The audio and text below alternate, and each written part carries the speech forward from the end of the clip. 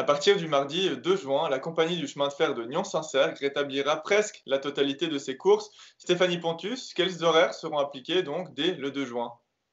Alors effectivement, comme vous venez de le signaler, à partir du 2 juin, donc l'Union Saint-Cergue proposera à nouveau l'horaire normal en vigueur, alors qu'en ce moment, c'est encore l'horaire du samedi qui prévaut.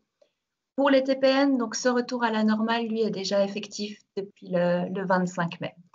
En ce qui concerne le Nyon-Saint-Cergue, donc cela signifie que les navettes qui circulent aux heures de pointe entre Nyon et Genolier vont pouvoir être rétablies. Il est par contre à souligner qu'elles vont être remplacées par un service de bus. Quelle est la raison de ces remplacements? Alors, pourquoi ce transfert sur route? En fait, c'est pour une raison de manque d'effectifs au sein de nos mécaniciens de locomotives. Il faut savoir que le marché est extrêmement sec, que par exemple les CFF à eux seuls recherchent des centaines et des centaines de pilotes de locomotives. Et face à cette situation, quand nous enregistrons un départ, il est très difficile de pouvoir le pallier rapidement. Et puis, une fois engagés, les mécaniciens de locomotives doivent ensuite suivre une formation qui dure à peu près 6 mois.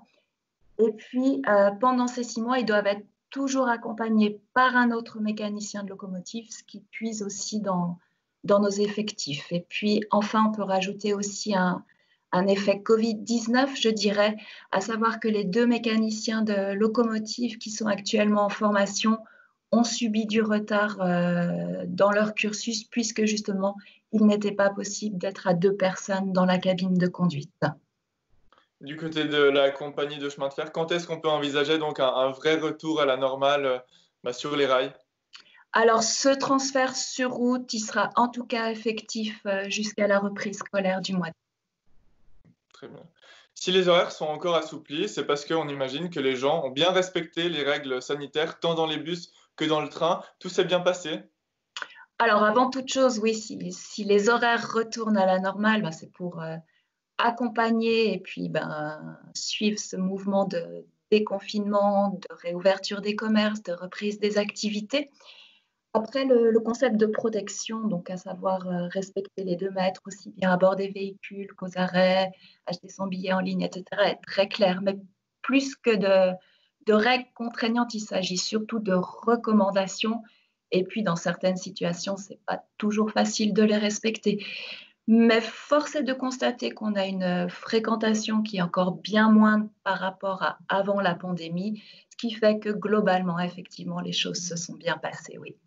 Mmh. On l'a dit, hein, la quasi-totalité, des courses seront en vigueur à partir du 2 juin. Il y a juste quelques petites courses, dont on n'a pas droit actuellement, c'est les courses nocturnes, hein, c'est logique. Ça aussi, Effec vous avez une date peut-être du retour, de ces courses?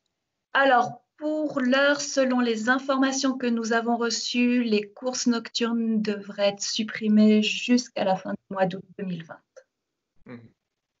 Et puis la décision de les réintroduire, on imagine que c'est pas vous qui la prenez? Non, effectivement, c'est une décision qui se prend à l'échelon national et pas au niveau de chaque entreprise de transport. Pendant cette période qu'on appelle exceptionnelle, en fait, donc l'Office fédéral des transports a demandé donc à Carte Postale pour tout ce qui est transport sur route et au CFF pour tout ce qui est transport ferroviaire de mettre en œuvre et de coordonner toutes les recommandations de l'OFSP. Donc, tant l'Union Sincère que les TPN suivent ces recommandations-là. Et puis, ce sera aussi le cas pour la réintroduction des lignes nocturnes. Oui. On va finir, sur une autre, note, positive. Le taux de satisfaction dans les transports publics de la région lyonnaise, ne cesse de s'améliorer selon, votre récente étude. Vous pouvez nous dire, quelques mots là-dessus? Ouais, effectivement, on peut terminer sur cette note qui nous réjouit tout particulièrement. Juste pour savoir de quoi il s'agit et de quoi on parle, l'Office fédéral des transports donc, a mis en place en 2016 un observatoire national de la qualité, à savoir qu'en fait, il y a des clients mystères donc, qui voyagent à bord de nos lignes de bus, à bord de notre ligne de train, et puis qui notent toute une série de critères, comme par exemple la propreté, la propreté des vitres, des sols, des sièges, etc. L'information qui est donnée à bord de nos véhicules, à savoir si le prochain arrêt est bien annoncé, par exemple. L'information aussi qui est donnée aux arrêts, si le plan de réseau est bien en place, les horaires indiqués, etc., etc. Pour avoir un ordre d'idée, donc au niveau du Nyon-Saint-Cergue, c'est 140 enquêtes qui ont été réalisées l'année passée, 272 à bord des bus TPN. Et puis, donc, l'OFT a juste publié il y a une douzaine de jours les résultats pour l'année 2019.